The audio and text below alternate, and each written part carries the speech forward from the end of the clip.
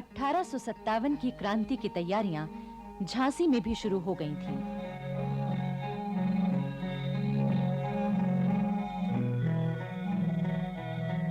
झांसी की जनता अपनी रानी लक्ष्मीबाई के साथ हुए अन्याय और अपमानपूर्ण व्यवहार का बदला लेने के लिए बेचैन थी। रानी महल में हर रोज गुप्त सभाएं, मंत्रणाएं हो रही थीं। आखिर 4 जून 1857 को झांसी में 12 नंबर देसी पलटन के हवलदार गुरबख्श सिंह ने विद्रोह की तलवार निकाल ली।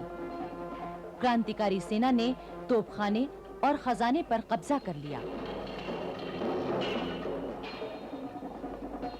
इसके बाद रानी लक्ष्मीबाई हथियारों से लैस होकर निकल पड़ी और उन्होंने क्रांतिकारी सेना का नेतृत्व संभाल लिया।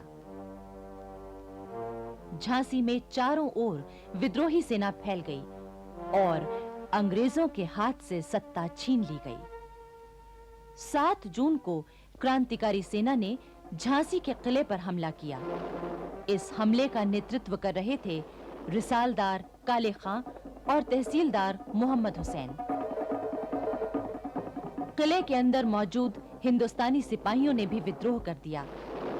किले के भीतर और बाहर संघर्ष शुरू हो चुका था।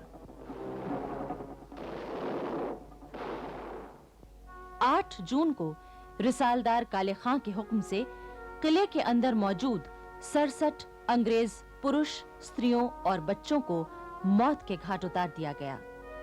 अंग्रेज इतिहासकार स्वयं मानते हैं कि इस हत्याकांड में रानी लक्ष्मीबाई का कोई हाथ नहीं था और न ही उन्होंने इसकी इजाजत दी थी। 8 जून 1857 को झांसी कंपनी सरकार के चंगुल से मुक्त हो गई। गद्दी का उत्तराधिकारी दामोदर राव चूंकि बालिग नहीं था, इसलिए रानी लक्ष्मीबाई ने झांसी का शासन संभाला। झांसी में जगह-जगह घोषणा की गई, खलक खुदा का, मुल्क बादशाह का, हुक्म रानी लक्ष्मीबाई का।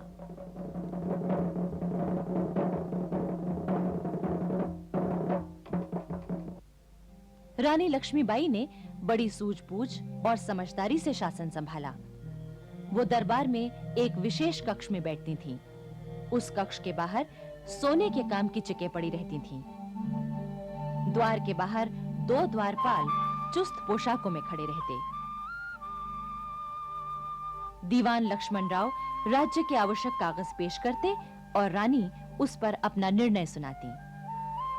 रानी लक्ष्मीबाई की पोशाक भी पुरुषों जैसी हो गई थी। वो पाजामा और गहरे नीले रंग का कोट पहनती थीं। टोपी पर एक सुंदर पगड़ी बंधी रहती थी। कमर में जरी के काम का दुपट्टा बंधा होता और उसमें एक तलवार लटकती रहती।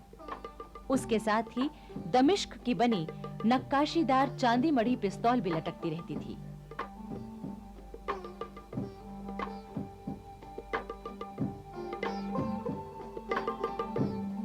झांसी के किले पर अब स्वाधीनता का हरा झंडा लहराने लगा था।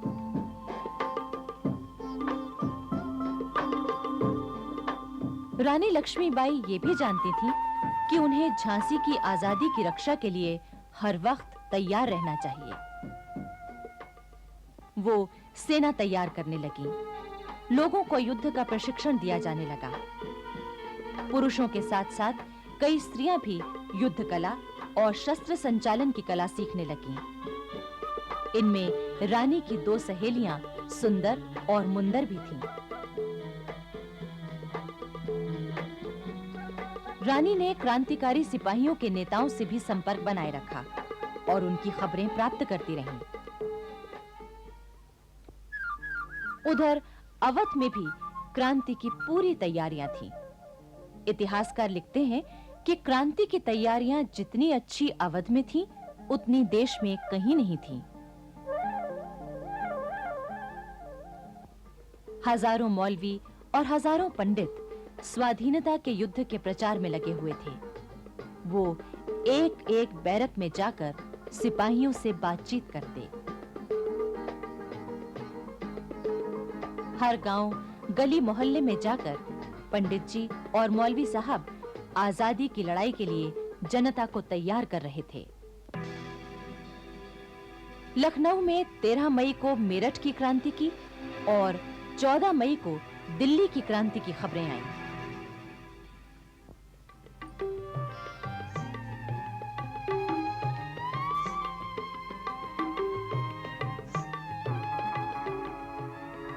सर हेनरी लॉरेंस लखनऊ में पूरे अवध का कमिश्नर था।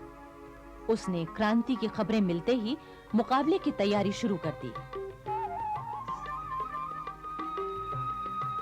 लखनऊ में रहने वाले अंग्रेज परिवारों की सुरक्षा के लिए उसने लखनऊ के पास मच्छ भवन में और रेजिडेंसी में किलेबंदी शुरू कर दी, ताकि जरूरत पड़ने पर सभी अंग्रेज और उनके परिवार वहां शरण ले सकें। अंग्रेज महिलाओं और बच्चों को तो वहां पहले ही पहुंचा दिया गया था। 30 मई 1857 की रात ठीक 9 बजे तोप छूटी। क्रांति आरंभ होने का यही संकेत था। 71 नंबर की पलटन सबसे पहले बंदूकें लेकर निकल आई। उसने अंग्रेजों के बंगले जलाए और जो भी अंग्रेज मिले उन्हें मार दिया गया।